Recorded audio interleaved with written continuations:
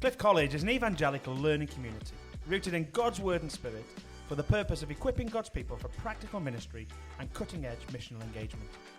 For more than 100 years, we have trained people for mission and evangelism and have seen our students go on to do extraordinary work for the kingdom of God. In this podcast, we'll be hearing some of their stories and finding out what insights they have to share about their ministries and the communities they serve. Welcome to Ministry Roadmaps, a podcast from Cliff College. Welcome back to Ministry Roadmaps, a Cliff College podcast. It's great to have you back with us. Hope some of the things you've been hearing in recent weeks have been really exciting. I'm Ashley Cooper, I'm the principal here at Cliff, and really excited this morning to be having conversation with a former student. Morning, Darren. Good morning, Ash. How are you? I'm really well. I'm really excited to have you with us. In a minute, I'll come back to you. Just let me introduce who's round the table with me here. Who have I got round the table? Morning, Ash. I'm Ali Mackenzie. I'm the pastoral team manager here at... No, I'm not. I'm the student welfare manager. Well, do you know what you're doing? I know we're recording this on a Monday morning. But do you know what your job title is? Apparently not. Let me get there now. Student welfare manager. So I work with the students and I'm also on faculty, do a bit of teaching. What do you teach around? I teach around pastoral theology and a bit of mentoring, a bit of spirituality. Great. I love having you around the table. It's great. Thanks, Ali. Who else have we got? I'm Ali Alexander. Another Ali. That's going to be really confusing in conversation, but, isn't it? In the words of Paul Simon, you can call me Al. But just for today, Do. that's the Not one. go there. Maybe later.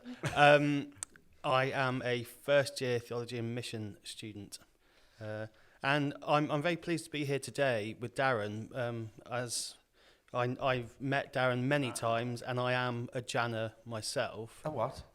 Someone from Plymouth. Ah, okay. So if I do slip into the right, bye, yeah, get on. Yeah, let's not do that. No, but I can't. If you could promise talk Queen's English just for the next 20-30 minutes, I'll try my best. Well, can you, Ash? No, not at all. I'm a Stokey. I could go into the Koska Kebab again and well, yeah, to your boss it kind of stuff. If we want to start talking dialects, let's really go for it. Darren, so you're clearly from Plymouth. Yeah, hey up. Your accent really sounds like a southerner. So you're located in Plymouth. You're definitely a northerner, aren't you, Darren? I'm definitely a northerner. I'm Good. Talking about Queen's English. My goodness. Down in young coil oil where muck grows on windows. No. Yeah, you won't get much of that from me. Good. Oh boy, don't get me started on Plymouth, Exeter and Cornwall, because I had to go on a train just a couple of days ago from Paddington Station to Redruth. Well, I hadn't realised how far away Cornwall actually was. It's like going to the other ends of the earth, isn't it? Because it was 5 hours on this train. Yeah. And I've been in a meeting and I thought, I'll get something on the train to eat. Kind of set off thinking, they then tell me there's no buffet car on this train. They're going to bring a trolley round. Okay, that's fine. I can cope with a trolley. And when it gets to me, obviously everybody had eaten everything. There was a Kit Kat. A Kit Kat? 5 hours. Nothing else? Nothing. A Kit Just Kat. a Kit Kat? Just Was a it Kit Kat. chunky? That's terrible. Chunky Kit No. Kat? Was it a four-fingered Kit It was a Kat? 4-fingered Kit Kat. How many did you have? One. Just one? 5 hours. Really? Are you feeling sorry for me now? A whole Anyway, what 5 kind hours? of backwater place only has a Kit Kat? No, Ali, come on. Come on, somebody needs to defend them, because I can't. No, because you were going into the land of pasties, Ashley. I did, to be fair, I did get a pasty while I was down. So anyway, Darren, welcome. We're going to find out all about you in just a few minutes. Wonderful. And it's great to have you all with us. We're looking forward to having a conversation together. Let's go to an ad. Cliff College Festival is a weekend where people of all ages encounter God together through worship, teaching and fellowship. Join us from the 24th to the 27th of May 2024 as we explore our theme, Rerooted, Making Peace on the Journey, with Bible studies from author and pastor Matt Majowski, worship from Matt Beckingham and Our Atlantic Roots, as well as seminars, performances, youth and children's venues and activities across the festival site. We really do have something for everyone. Book online at cliffcollege.ac.uk/festival. All right, welcome back, everybody. We're going to get stuck in listening and talking a bit with Darren now. And as we begin, Ash is going to do his usual quick-fire questions. Oh, yes, I love these. So do we. So here we go, Darren. Are you ready? I'm the nervous. first thing that comes into your head. Oh, no, as no, long no, as it's no. as No. long as it's clean. Oh, dear me. Okay. Are you ready? Yeah. What years were you at Cliff? 2005 to 2007. Oh, did it a long time. Good. What was the favourite thing you studied? Oh no! I've just got visions of Martin Atkins. There you go. Yeah, him. Him. Martin, you studied Martin Atkins. That's Studied always Martin good. Atkins. Well, can you remember any of your room numbers? 10. 10. Good. Who was the principal while you were here? Martin Atkins. There you go. I'm going to get the same answer to this. Who was your favourite lecturer? Martin Atkins. Oh, this is now the Martin Atkins fan club. Around this. Martin, if you're listening, see. Anyway, carry on. Where did you go on mission? Martin Atkins. No. We tell our students Jesus is the answer to Oh, every sorry, question, not sorry. Martin Atkins. Yeah. Okay. Where did you go on mission? So I went on mission to Isle of Man. Oh, amazing. Yeah. We're hoping to take our students there in a couple of years' time. Great. Awesome place. How often did you walk up the edge? Oh, every day. My goodness, That's a that lie. was my. That is my. Is that true? Yeah, honestly, that was my prayer place. You know where Okay. Pride and Prejudice, Keira Knightley, she stands Yes. on that thing. She does, yeah. She does. Does she? Yeah. That was me. Didn't know that. Yeah. I was Keira Knightley every don't. day. Don't, because now I'm having all kinds of images that are just not helpful. Oh boy, no. Let's move quickly. Sorry. on. How many nights a week did you go to the bridge in? One in my whole 2 years. Just once? Yeah.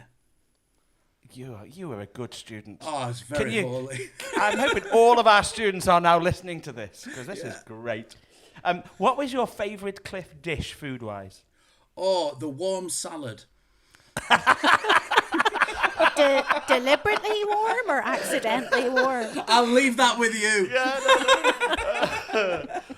Yeah. Oh boy. Anyway, who was your favourite student at the time? Ali Who you trained Johnson. with? Oh, of course he There was. we go. He wouldn't have only been to the bridge once, I'm sure. No, he was there every night, let me tell you. Yeah, that's. Are you still in touch with any students? Yeah, quite a few. What's lovely about Methodism is that there's a Cliff reunion wherever you go. You know, Yeah, yeah. so that's so good. Yeah. Yeah, no, and as I just said a moment or two ago, I was in Cornwall just a few days ago, and I bumped into so many people who said I was at Cliff, and they tell me the years they were at Cliff, and they talk about Cliff. It was just so exciting to see folk I'd never met before in ministry who talk about Cliff so passionately. It was great. Final question. Are you ready? Yeah. This is the big one. This is Okay. the big one. All right. And I want you. I need this honest answer. Okay. All right. Did you ever break any rules? I was student president, so no. Okay. Oh, well done. No, I was Great. really. I mean, I was on best behaviour for 2 years.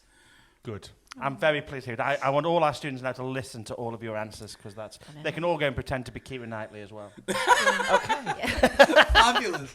Yeah. Moving on swiftly. Darren, tell us a bit more about some of your standout memories of your time at Cliff. I think the Rose Garden, and the reason why is because there was a real group of us that really had a passion for prayer and really wanted to see God move. And Cliff is it's got such a history of such a spiritual place. It just inspires you to, while you're there, not just to do the academics and the programs, but actually to connect with what that place means. Because we talk about thin places, but I think for this group of people that just used to meet before breakfast in the Rose Garden, just to pray and just to have a real longing for God, for Jesus to just come and fill us more with the Holy Spirit, and just to see God move in incredible ways, and there was a real hunger building, and also prayer walks on the edge. I mean, if you can't relate to God where Cliff is, I mean, talk about geographically, my goodness. I often think of it, and for me, I would never, ever, ever swap my time at Cliff for anything. It was foundational, transformative, and it was just a place where I really plugged into God. I just want to interject here. Just to say, Darren, I think you're setting a standard that the student body might not be able to meet, because meeting in the Rose Garden for prayer before morning prayers, I mean, half of us struggle to get down there. Can I just say, anyway, he said before breakfast. Oh, That's how early they were. No, goodness. And Prayer morning walks on what the edge. time was morning prayers when you were at Oh, Cliff? I can't remember now. It was after I think breakfast, there wasn't it? It was after the breakfast. You went. Yeah, but you I think it was earlier than you do it now. Goodness. Prayer walks on the edge and only going to the bridge once. There you go. That's a high standard. High That is a tough ask. Kind of inspiring though, isn't it? Yeah, my standards have dropped tremendously. Well, that's very human of you to say. Well, and humble, I think. Humble. Yeah. Of course. It's always best to point out your humility, isn't it? So a special time, transformative and equipping, and you're living out of it still. I can hear that as you talk. Yeah, it's a place you carry with you, and I don't want to. Oh my goodness, how cheesy, but actually, it is a place that you carry with you, and you reflect on your time there and the relationships that you formed. Yeah. But actually, what a journey that God puts you on. I was really called to Cliff. In fact, I was doing a bit of. I was a Pentecostal when I first. Came into church, and I met a guy called Barry Woodward, who we went on a mission trip together. Yeah. There was about 4 men having to share a bed in where were we? Where did We don't talk mission? about those things, Darren. Oh, sorry. Okay, but I think it was India. We went to India. And he was talking about Cliff all the time. Cliff. And actually, after that, I came to have a look round Cliff and I just felt such a calling to Cliff. And I sold my house. The rest is history. Oh. And we've got a student here, Al, who's left his home. He's come. Yeah. It's not dissimilar, perhaps in some ways. No. I mean, I haven't sold it. It's. I'm sort of still reaping the reward of having it. Yeah, fair enough. It's helping you pay your lovely fees to Cliff College. It's the only way that I can afford to be here. Yeah, because I have already done. Yeah, Al's done a degree previously, so can't get a student loan. So you're one of the few students who's literally paying your way through Cliff on the undergraduate program. And that's a commitment to God. It's a commitment to Cliff. It's a commitment to your ministry future. It's rolling the dice in a big way and hoping that I come up with a good score, really. So no, there's no rolling of dice here. This is all meant to be. I just want to say to you, Ali, though, just encourage you, mate, because to be fair, when you're walking in that kind of blind faith and you're putting all your eggs in God's basket, as it were, mate, God honours you. God will honour you, And even if whatever wrong turns you make, just the fact that you want to please God and honour God and trust God, mate, all respect to you. I think that's amazing. Darren, just moving us on, because we could talk about Cliff and your time here all day, but that would take all our time up. And we want to just hear a little bit about where God's led you since your time at Cliff. Because what we often talk about is Cliff being a springboard out into God's world and where he wants you to be. And so you have this time here at Cliff, the 3 years you were here, to be equipped, to be trained, changed, to be transformed, and to be ready, and to hear God's call. And we've heard a lot of that from you in that bit of conversation we've just had. But just talk me through, because you've had quite an interesting journey since leaving Cliff.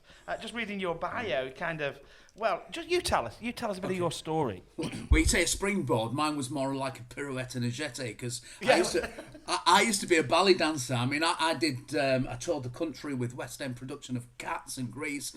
I even danced with Leslie Caron on a film called Funny Bones. And every Christmas you'll see me in my purple tights and my sparkly buckles with what they call him Patrick Stewart in Christmas Carol. But that's where I came from.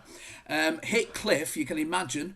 And since Cliff, though, everything that I prayed for at Cliff and imagined myself doing in ministry, none of that happened. None of it happened.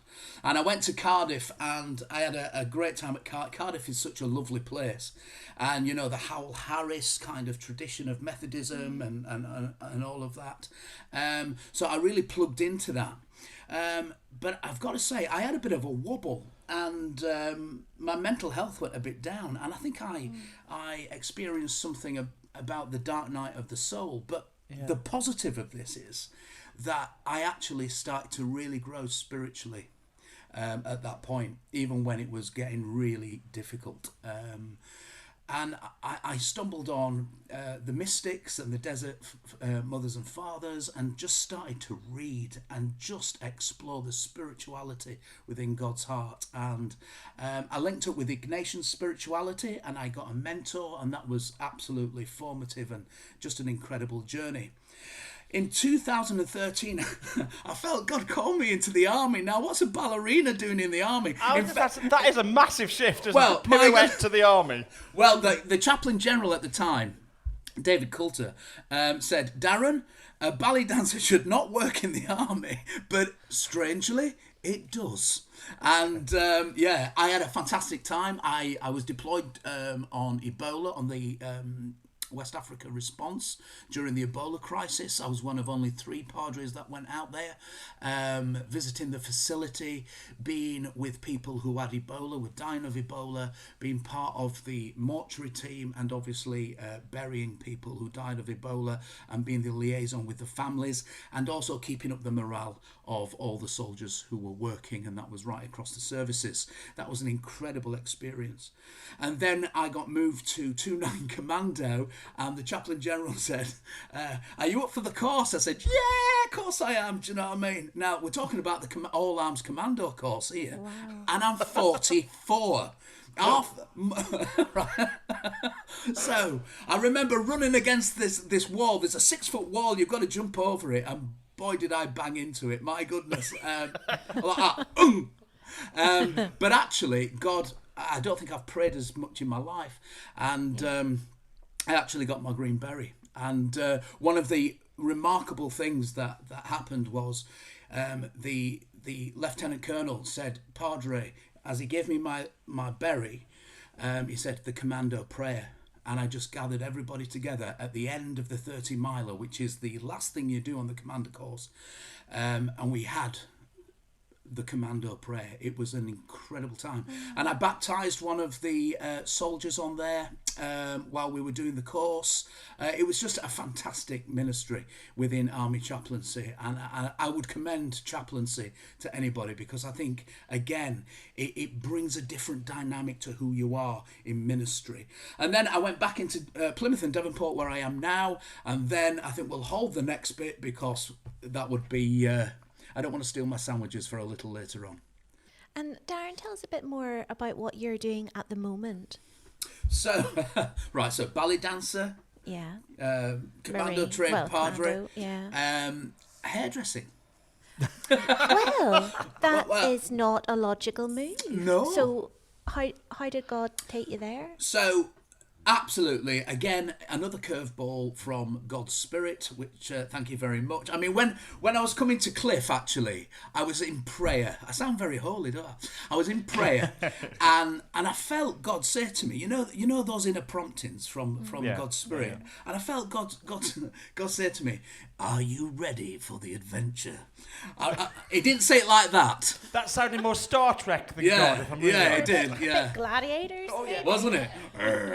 But Darren, ready. Yes, Holy Spirit, Holy Spirit, ready. Yes.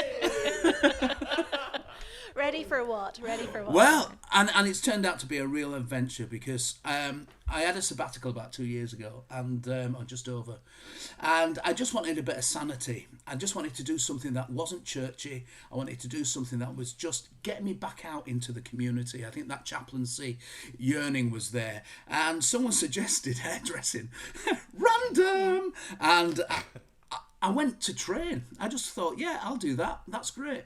And when I got into the industry of hair salons, the mission potential just was like gobsmacking. And I just thought, my goodness, there is so much evangelistic and missional potential in this industry, and suddenly the ideas start to form. The timing, talk about God and timing. One of God's best miracles, I believe, is timing, and that synchronicity. And everything just kind of went boom into place. So as I sit here now, I'm a qualified hairdresser. Actually, I did my MVQ2 in 7 months, which was quite a short time. And then I did, for the past year, I've been doing my MVQ level 3 in women's and men's hairdressing. And I've passed that. So fully qualified, just finishing off my barbering. But what we're looking at doing is in line with the new places for new people. So we're looking at creating, how does discipleship and evangelism look in that context? What kind of community? Not so much a gathered community, but what does community look like in that context? And actually just doing some learning around that and just journeying with people. I think that's where the chaplaincy heart comes out within this. Coming alongside, it's a bit like Philip jumping in the chariot, you know, not bringing God, but partnering with God in the chariot and unpacking God in that moment. And I think that, for me, that's such a great image of what mission and evangelism looks like for me. Coming alongside people, And when you come alongside them in the hair salon, what's your prayer? What are you praying? Lord, please help me do this perm. No, do you know, my spiritual director says to me, before you cut hair, just simply say this: I do this in the name of the Father, I do this in the name of the Son, I do this in the name of the Holy Spirit. And that's amazing. The whole sort of barbering side of things, I actually wrote about more from the angle of mental health. There's a charity called the Lions Barber Collective who promote sort of men's mental health and talking about how they're feeling, and this is very similar really, because you have got that captive audience really for however long it takes, because I mean, I don't know about you guys, but I'm making no sudden moves if someone's got a pair of sharp scissors near my neck. So that's a very good point, Al. Yeah, but you're there, and it's a very safe space because the person that's cutting your hair wants to do the best job that they can for you, and it's just a very calming place to be. So I think that's a really cool ministry, actually. Well, I often think about my daughter who goes to one of our local salons. She's there for about 4 hours. That's Darren. correct. Yeah. If she's going to have her colours done, and she talks about all these things she has done. She has very nice hair. She does have very nice hair. And you're paying for it. Well, let's not even go about how much that costs me at the moment, because she's a student and she says I should be paying for her life. She ceases to be a student fairly soon, and I've told her at that point she pays for her life. But that's a whole other story. But she is there for 4 hours at a time. Correct. Yeah. And you've got that kind of, she has relationship with her hairdresser.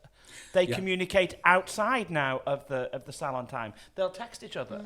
And so the relationship has built with that person over time. So in terms of missional opportunity, actually both ways. For those of us that sit in the chair and build relationship with those who are cutting our hair, but also those. So just to hear you talk about that, just loads of light bulbs switched on for me just as you started talking about, not literal light bulbs, which of course you need in a hair salon, but that sense of, of course this is missional, of course this is discipleship, of course this is relational. And it's mutual, isn't it? Yeah, absolutely. And I'm a psychotherapist, and when I go for a haircut, I often feel like I'm giving free therapy as well as receiving, that sort of care and presence. The only thing there is to do is talk, really. Yeah, absolutely. Because you're not going anywhere, so you might as well fill the time, and you can really get to know people, like just on a really sort of close level. So an exciting place to be, Darren? It is an exciting place to be, and what gives me confidence is that actually we're told that there are no mistakes.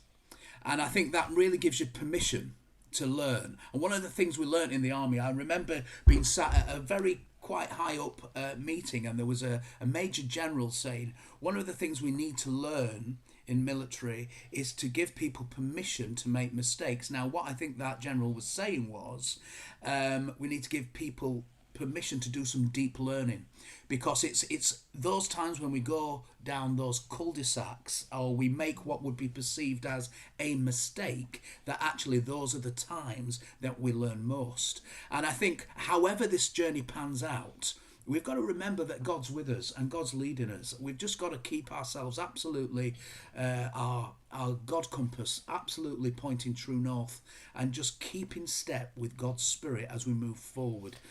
So very exciting, yeah. So the salon, where's the salon based, Darren? It's going to be based in Plymouth at a place called Mutley Plain. And if anybody knows Mutley Plain, it's full of barbers. So you think, why on earth are you going to put a hair salon? But there's not many hair salons there. So it's called Rev 7. Rev 7. Revelation 7 as well. So, okay. Yeah, Good play. I will be their shepherd and wipe away every tear from their eyes. Yeah. Amen. That's beautiful. I know. And you've got a slightly wider ministry as well as that, across Plymouth, Exeter, Cornwall, Isles of Scilly. Yeah, and this is really exciting as well, because it's about getting alongside people and working out how in their context they can do new things with new people. And that's, we're starting that already, and there's some excellent projects coming up.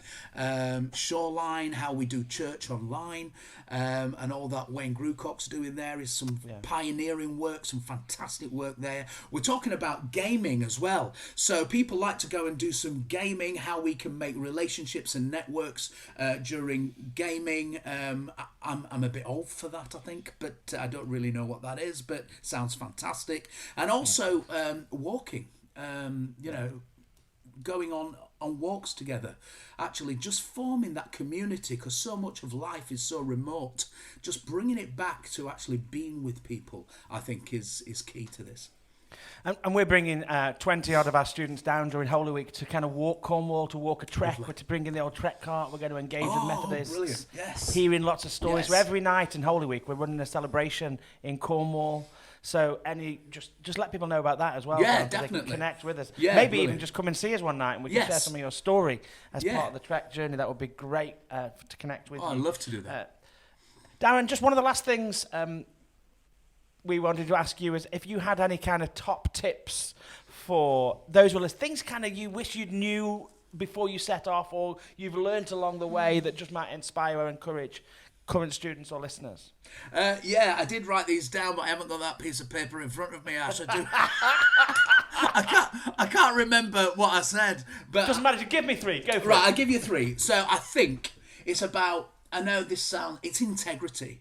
Integrity with yourself, and integrity with God, and integrity with others. The second one I would say, and it follows on from integrity really, is please be yourself. Because I remember Ian White, the legend that is Ian White, and he said something at Cliff while we were at Cliff, and I've never forgot it. And he said that God has called you. God has called you. God has called you. And those emphases on those different words has stayed with me my whole ministry. God calls you so that when the wind of God's Spirit blows through you, it makes a very authentic sound that only you can make. So go make that sound and partner with God's Spirit. That's what I would say. Perfect. Darren, thank you so much. God Don't bless you. go away, because we're going to just do a little bit of reflection. So stay there, and we'll come back in just a moment.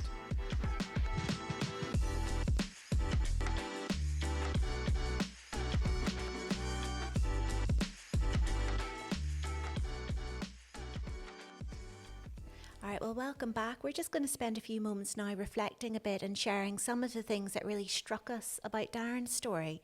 Now, I, for one, perhaps it's because I'm an Ignatian spiritual director, but my ears just pricked up when you shared a bit about some of your spiritual journey and just how deep you've gone, and, alluded to the dark night of the soul when you were in Cardiff, and how out of that, I guess you've just really put down deep roots with God, and I would imagine that those have sustained you in this very broad ministry that you've had thus far.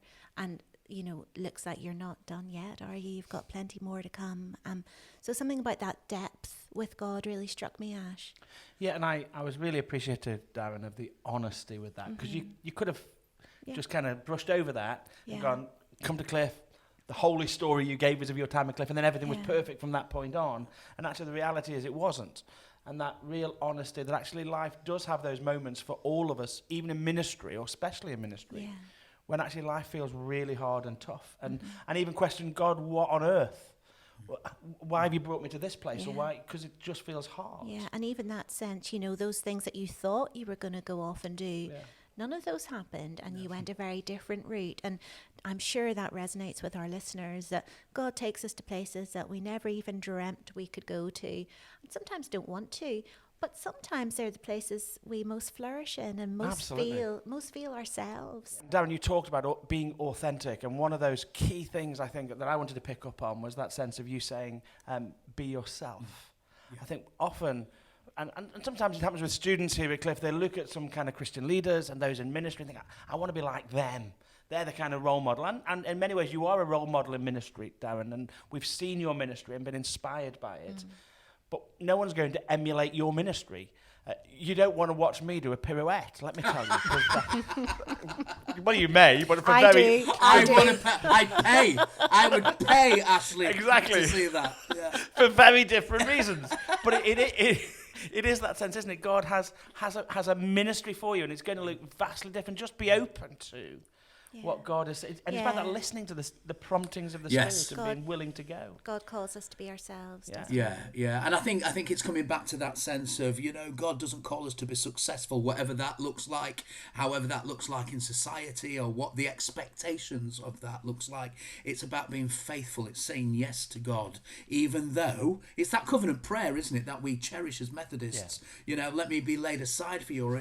There was many times in my ministry where I felt laid aside.